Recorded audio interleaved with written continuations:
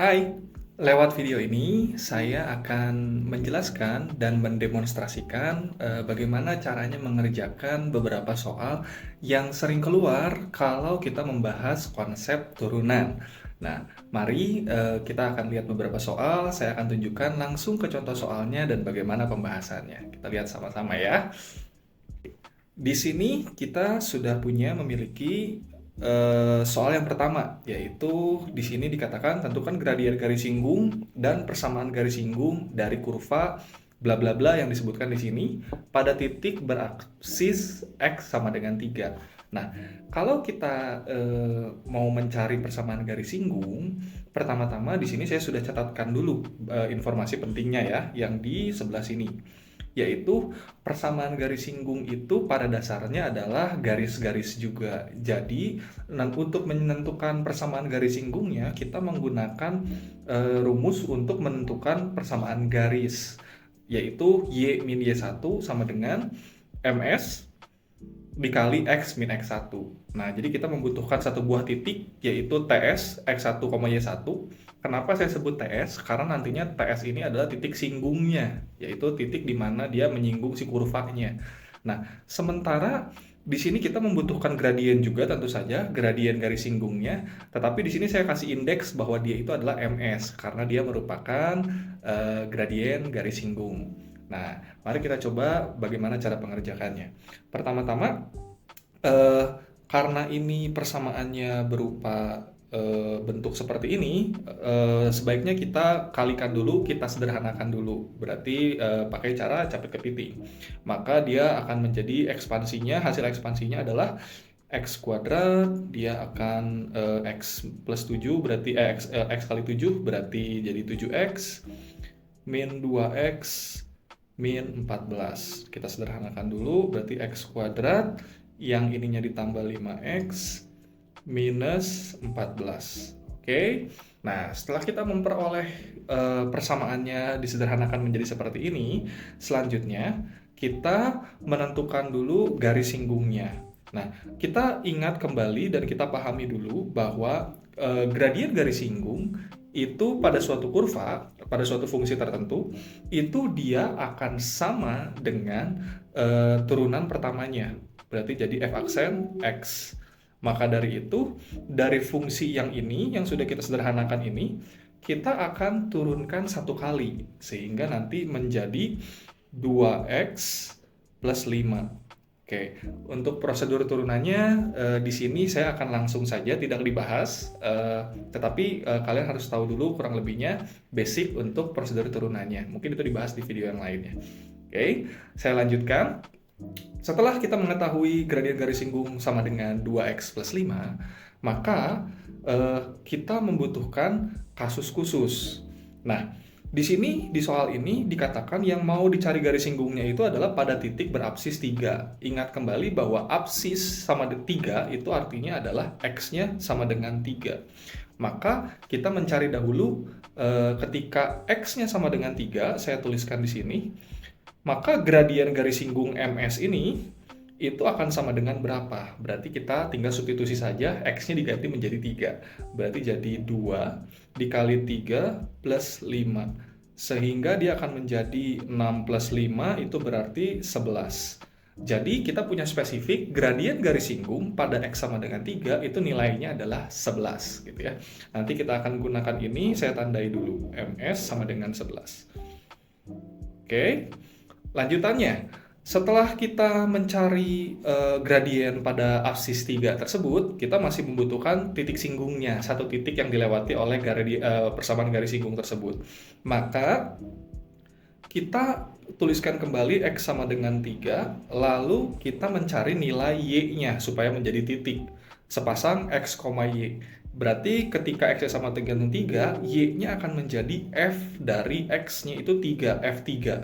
Sehingga nanti kita substitusikan ke dalam persamaan yang awal, x kuadrat plus 5x min 14. Berarti menjadi 3 dikuadratkan plus 5 dikali 3 dikurang 14. Kita hitung dulu hasilnya. Berarti ini jadi 9 ditambah 15 dikurang 14. Saya hitung hasilnya menjadi 10. Jangan lupa karena ini berupa titik, berarti kita pasangkan sepasang. Saya sebut dia titik singgung, TS, itu koordinatnya ada menjadi 3,10. Nah, setelah kita memperoleh dua informasi ini, TS dan gradien garis singgung, MS, maka sekarang kita siap untuk mencari persamaan garis singgung. Nah, maka ini kita masukkan rumusnya. Kita masukkan PGS. Nah, langsung saja ya, berarti atau saya tulis dulu rumusnya. Y min Y1 sama dengan MS X min X1. Nah, X min X dan X, Y1 dan X1-nya itu apa? Dari titik singgung ini. Berarti inilah kita sebut dia X1-nya, ini adalah Y1-nya. Ingat, koordinat selalu X dulu baru Y ya. Maka lanjutannya adalah Y min 10 sama dengan 11 X min 3, sehingga kita pindah ruas. Jangan pindah ruas dulu, kita kalikan dulu, ekspansi dulu, saya geser sedikit ya. Min 10 sama dengan 11X min 33, sehingga nanti kita dapat persamaannya adalah pakai bentuk eksplisit saja, 11X min 23. Nah, inilah dia persamaan garis singgung dari kurva Y sama dengan X min 2 dikali X plus 7. Hasilnya seperti itu. Ya, oke, ini saya stabilokan, saya tandain sebagai jawaban akhir ya. Kita lanjut ke nomor berikutnya. Oke, silakan dipahami dulu.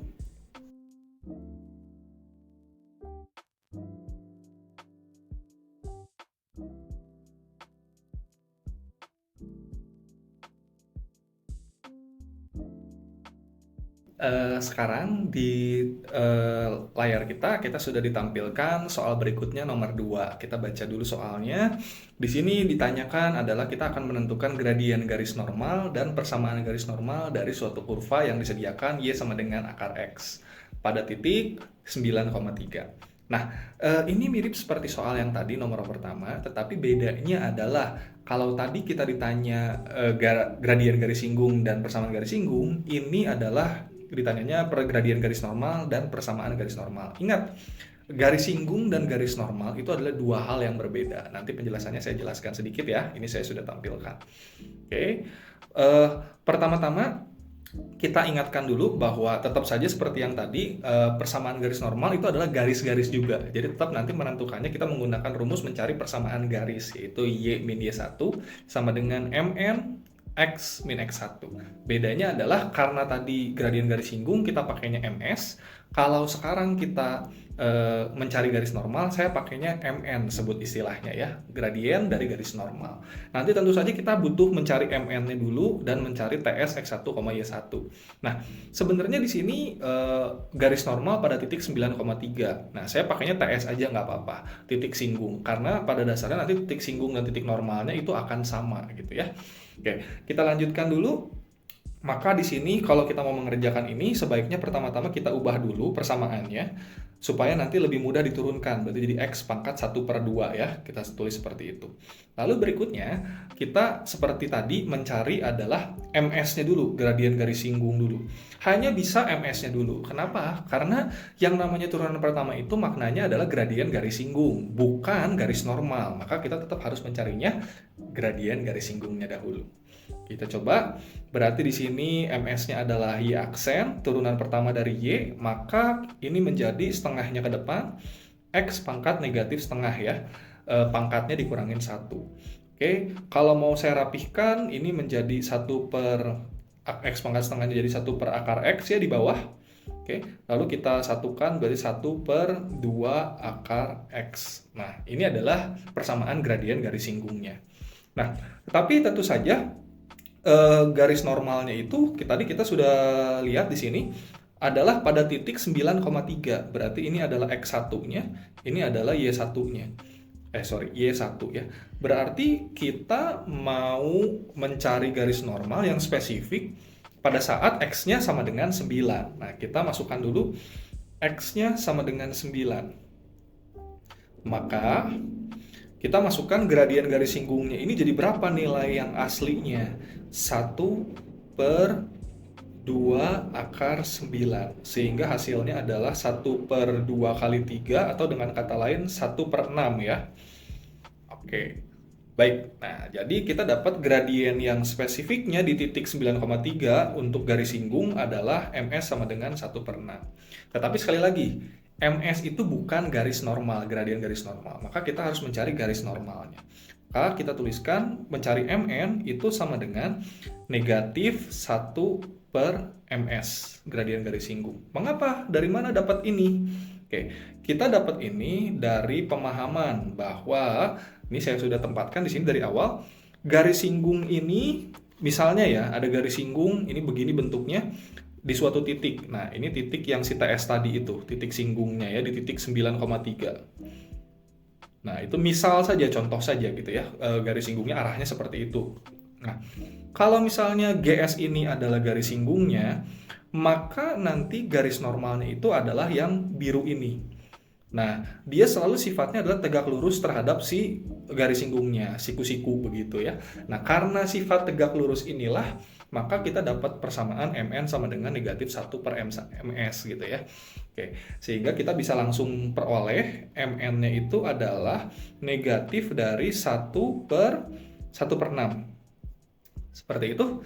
Nah, berarti ini sama dengan, untuk teman-teman yang mungkin kadang suka bingung ngitungnya, berarti ini adalah negatif 1 dibagi, atau dikali, dikali 6/1 ya. Karena sebenarnya 1 bagi 1/6, 1/1/6 itu adalah 1 dibagi 1/6. Sehingga kalau dibagi pecahan, dikali kebalikan menjadi kali 6/1. Sehingga nanti jawabannya adalah negatif 6. MN-nya jadi adalah negatif 6. Saya tandai dulu.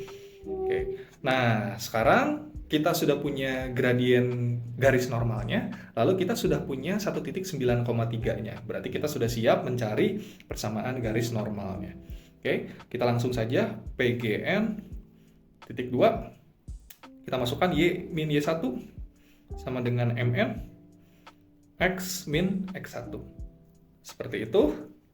Oke. Lanjut, kita ini adalah Y min 3 sama dengan MN-nya tadi negatif 6. Saya pakai dalam kurung ya, karena negatif, dikalikan dengan X min X1. X1-nya di 9. Oke, negatif 9. Kita kalikan. Berarti ini jadi ekspansi, negatif 6X plus 54. Sehingga nanti kita pindah ruaskan menjadi min 6X plus 57. Oke, jawabannya selesai. Ini adalah jawaban akhirnya. Gradien garis normal pada kurva Y sama dengan akar X adalah negatif 6. Lalu persamaan garis normalnya adalah Y sama dengan negatif 6X plus 57. Oke, kita lanjutin soal berikutnya ya.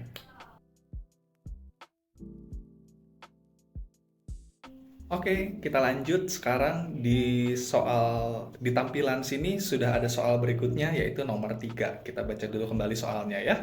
Kita akan menentukan interval nilai X untuk fungsi fx bla bla bla ini, yaitu di mana nanti fungsinya akan naik dan di mana nanti fungsinya akan turun. Oke ya. Nah, kalau kita maknakan secara gambar, naik atau turun itu ibaratnya kita ngelihatnya dari kiri ke kanan ya.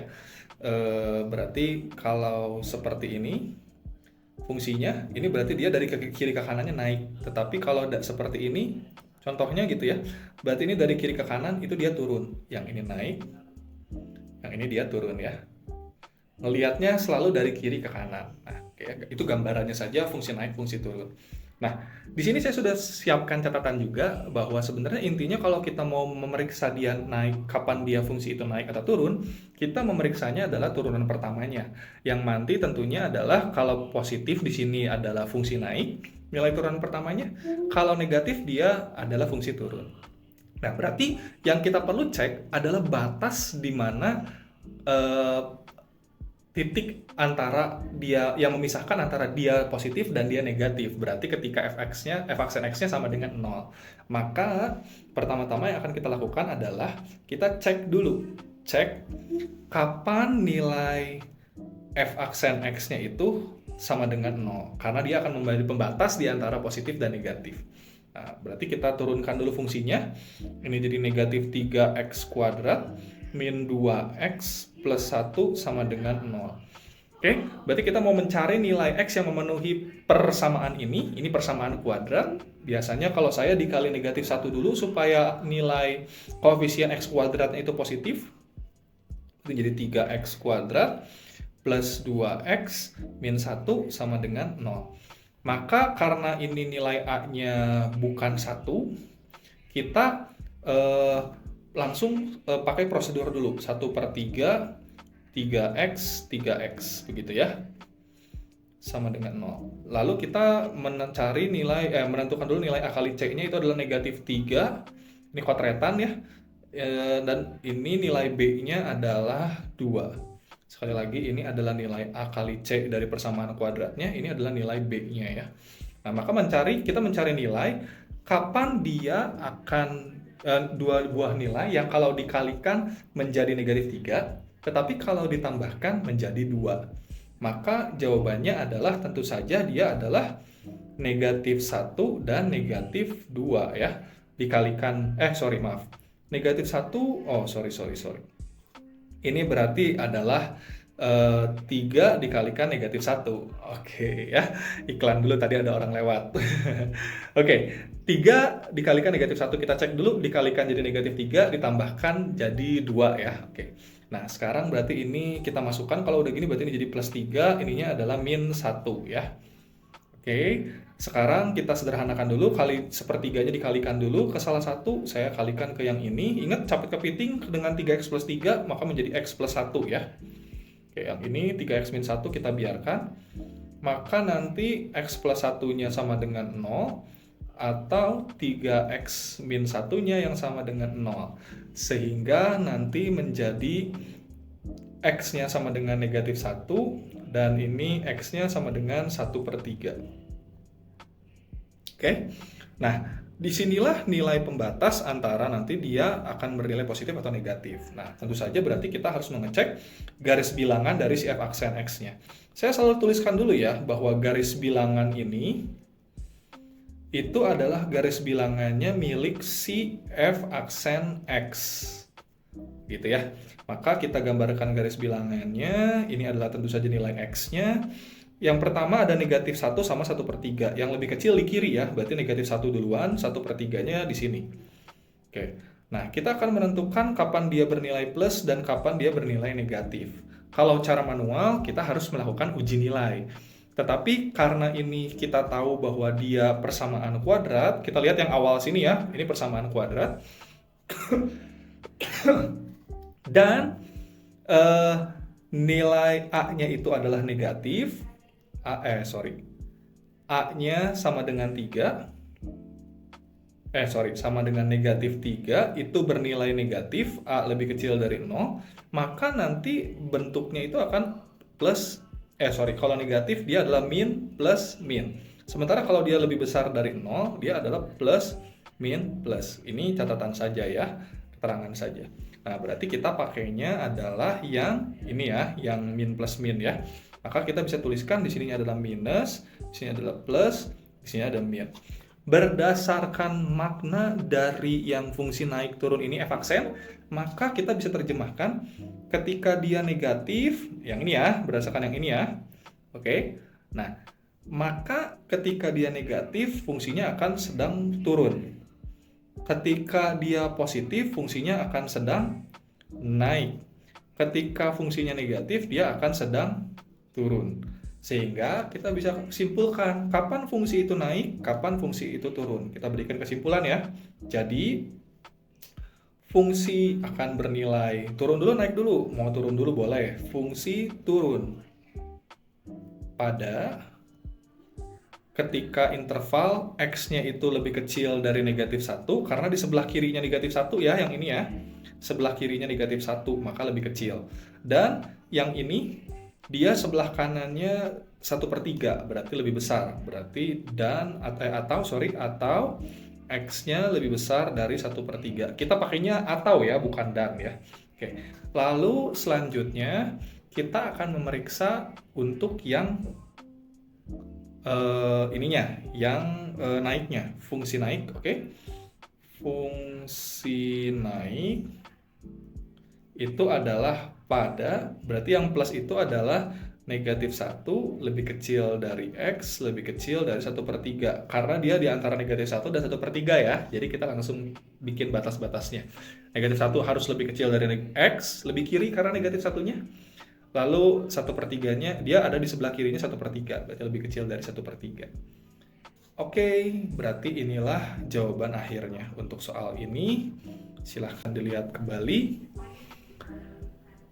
Oke, kita lanjut ke soal berikutnya ya. Sip.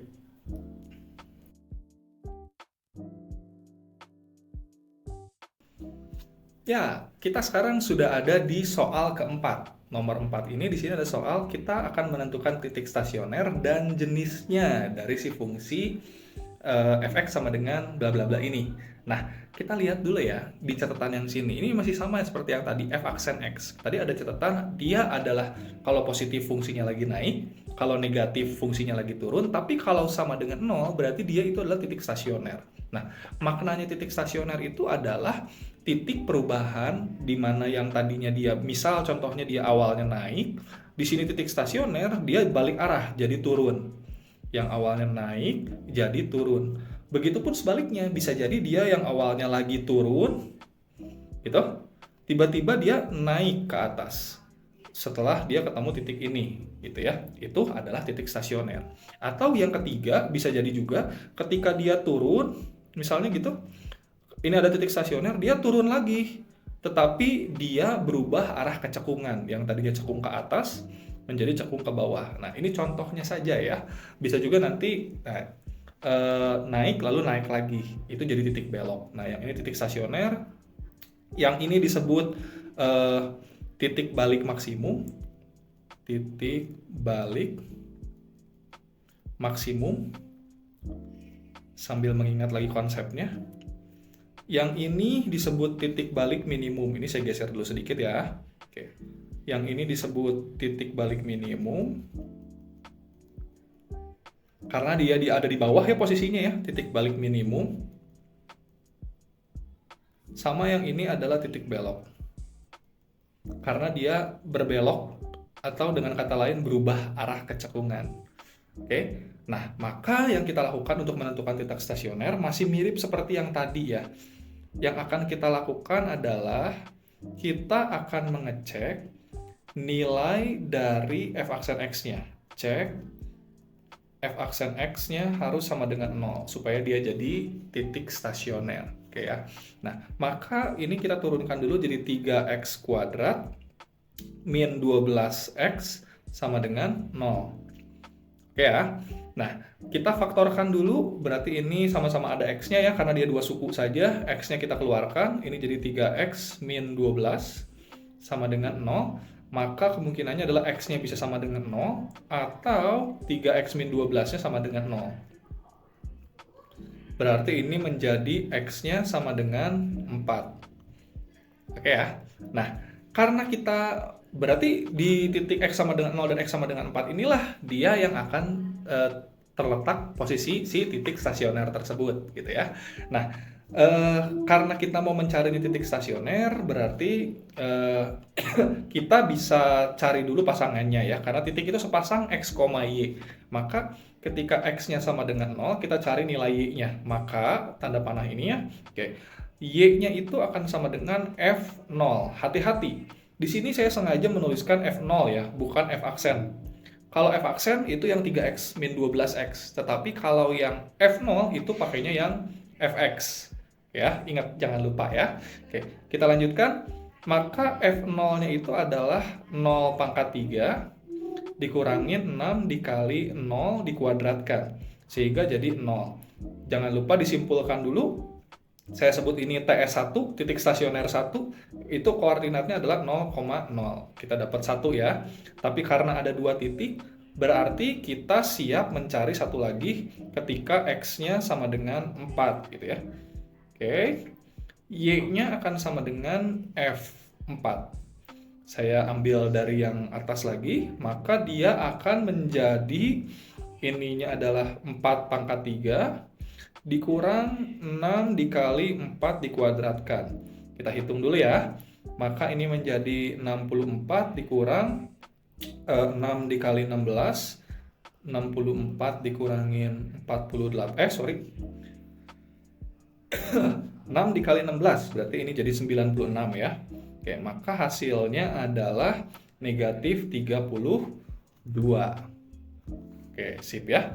Jangan lupa sekali lagi disimpulkan dulu bahwa ini adalah titik stasioner 2, yaitu 4, negatif 32. Oke, kita sudah dapat titik stasioner yang ada 2, tetapi jangan lupa pertanyaannya belum selesai. Kita lihat kembali. Pertanyaannya adalah menentukan titik stasioner dan juga jenis stasionernya itu apa. Nah, untuk mengetahui jenis stasionernya itu apa, maka kita harus bikin garis bilangan lagi. Kita bikin garis bilangan lagi, yaitu garis bilangan untuk f aksen X.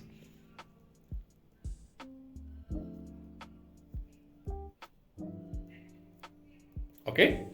Nah, berarti kalau gitu garis bilangan untuk f aksen X kita bikin dulu. Ini adalah X-nya. Ada X-nya 0 sama 4 ya, yang kecil di kiri, 0 dan 4. Sekali lagi, karena yang ini f aksen X itu berarti kita ceknya mengacunya di sini. Itu adalah 3x kuadrat min 12x, karena dia adalah persamaan kuadrat, kita bisa langsung melihat nilai A-nya saja. Berarti yang ini ya. Sorry, saya highlight. Nah, yang ini nilainya 3. Karena lebih besar dari 0, maka dia akan plus min plus ya. Plus, min, plus. Yang ini kita kasih garis putus-putus aja untuk membatasi. Berarti kalau gitu kita bisa langsung terjemahkan. Di sini dia lagi naik, karena turunan pertama ya. Di sini dia lagi turun, dan di sini dia lagi naik. Nah, kita lihat dan simpulkan. Jadi jawaban akhirnya adalah titik stasioner, titik 2 aja ya, yaitu adalah ada 2. Yang pertama TS1 yaitu 0,0, yang kedua adalah TS2 yaitu 4, negatif 32. Nah, TS1-nya itu adalah titik balik maksimum. Tahu dari mana? Taunya melihat dari sini ya. Sorry, dari sini ya. Nah, yang ini nih saya kasih tanda panah. Karena dia di 0,0 itu lagi naik, lalu dia turun. Nah, berarti dia kategorinya mirip yang ini ya. Nah, yang ini. Maka dia adalah titik balik maksimum. Titik balik maksimum ya. Nah, gitu saja boleh. Yang ini adalah titik balik minimum. Kenapa? Karena kita cek di sini ya. Dia sedang turun, lalu dia berubah menjadi naik. Maka dia kategorinya yang ini, titik balik minimum. Kok jadi lope? Oke ya. Ini titik baliknya di sini. Oke. Ini titik balik minimum. Titik balik minimum. Nah, seperti itu. Ini jawaban akhir untuk soal ini. Saya zoom out dulu ya. Nah, ini jawaban akhirnya. Good job, sudah bertahan sampai soal nomor 4. Kita lanjut satu lagi, soal nomor 5 ya.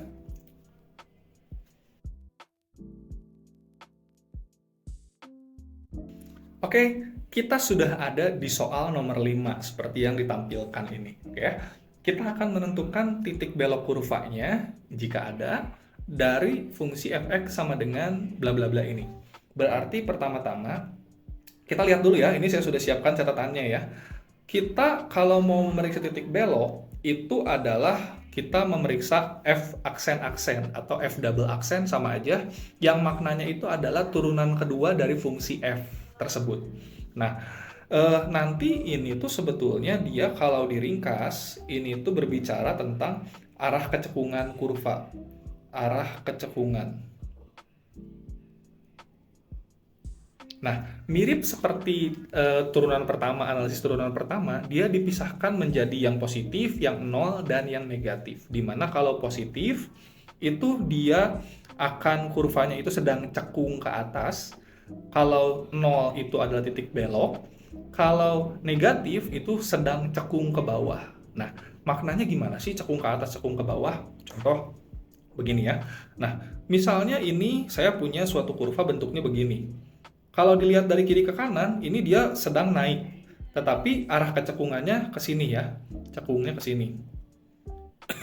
Oke, nah berarti ini kita sebut dengan cekung ke atas atau naik cekung ke atas. Cekung ke atas. Nah, kurang lebihnya begitu.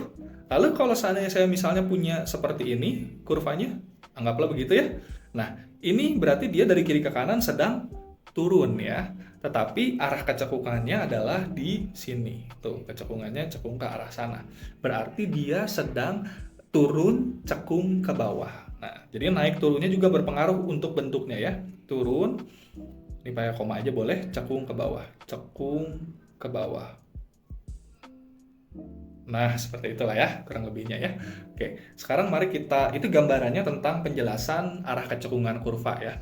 Oke, sekarang mari kita kerjakan. Karena kita mau mencari turunan kedua, berarti kita boleh tuliskan dulu turunan pertamanya ya. Jadi turunan kedua itu sebetulnya sama prinsipnya seperti menurunkan biasa, cuman 2 kali. Jadi pertama kita turunkan dulu jadi turunan pertamanya, lalu dari turunan pertamanya kita turunkan 1 kali lagi sehingga dia menjadi turunan keduanya. Oke. Ini turunan pertamanya berarti jadi negatif 4x pangkat 3 ditambah 6x kuadrat. Lalu turunan keduanya diturunkan dari turunan pertama. Maka dia jadi negatif 12x kuadrat ditambah 12x pangkat 1. Seperti itu ya. Oke, kita lanjutkan. Nah, sekarang baru kita cek. Gitu ya. F aksen X-nya itu harus sama dengan 0. Gitu. Sehingga nantinya kita memperoleh negatif 12x kuadrat ditambah 12x itu sama dengan 0. Berarti ini jadi, kita kali negatif 1 dulu, nggak usah dikalikan negatif 1, boleh sih, jadi ini X-nya keluar, ini jadi negatif 12X ya, ditambah 12, oke, sama dengan 0, begitu ya, oke. Nah, sekarang kita simpulkan lagi kelanjutannya, X-nya berarti sama dengan 0, atau negatif 12X tambah 12-nya sama dengan 0, berarti negatif 12X-nya sama dengan negatif 12, X-nya sama dengan negatif 12 per negatif 12, X-nya sama dengan 1. Oke ya, kalau bisa ngerti boleh di skip langsung, X-nya sama dengan 1 saja juga boleh, seperti itu. Oke, kita lanjutkan. Nah, berarti kalau gitu kita punya 2 titik di sini yang akan menjadi calon titik belok ya, yaitu ketika X-nya sama dengan 0 dan kalau X-nya sama dengan 1. Sehingga kita butuh titik belok kurva ya, ditanya ya. Berarti ketika X-nya sama dengan 0, kita cari pasangan Y-nya. Berarti dia adalah F0. Ingat ya, saya sengaja tulis F0 karena untuk mengingat bahwa dia pakainya F. Bukan F aksen, bukan F double aksen. Ya. Nah, maka di sini kita masukkan negatif dalam kurung 0 pangkat 4 ditambah 2, 0 pangkat 3 gitu ya. Maka ini jadinya 0 saja sudah beres ya. Ini adalah titik belok yang pertama, saya sebutlah TB1 lah ya, yaitu 0,0. Lalu sekali lagi kita cek ketika X-nya sama dengan 1 ya. Maka nilai Y-nya adalah F1. Sehingga dia menjadi negatif 1 pangkat 4 ditambah 2 dikali 1 pangkat 3 ya. Oke, sehingga dia adalah negatif 1 ditambah 2, yaitu 1 ya. Maka ini adalah titik belok yang kedua, TB2 saya sebut. Dia adalah 1,1. Oke. Jadi inilah yang kita peroleh, titik beloknya ada 2. Yang pertama adalah ini dan yang kedua adalah ini. Itu jawaban untuk soal ini ya.